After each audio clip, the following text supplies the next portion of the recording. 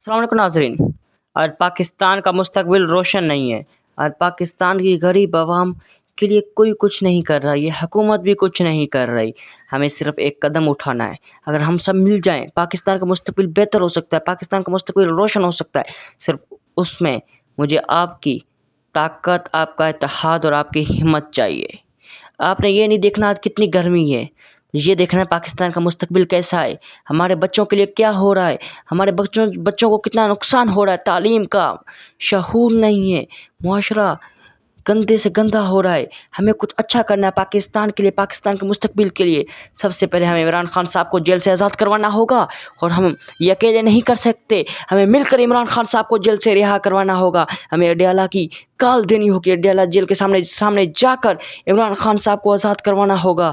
آپ سب ملیں, ایک دن ایک وقت مقرر کریں اور ہم سب مل کر عمران خان کی رہائی کے لیے کوشش کریں گے. پاکستان زندہ باد, عمران خان زندہ باد. اس چینل کو وہی لوگ لائک اور سبسکرائب کریں جو عمران خان صاحب سے سچی محبت کرتے ہیں.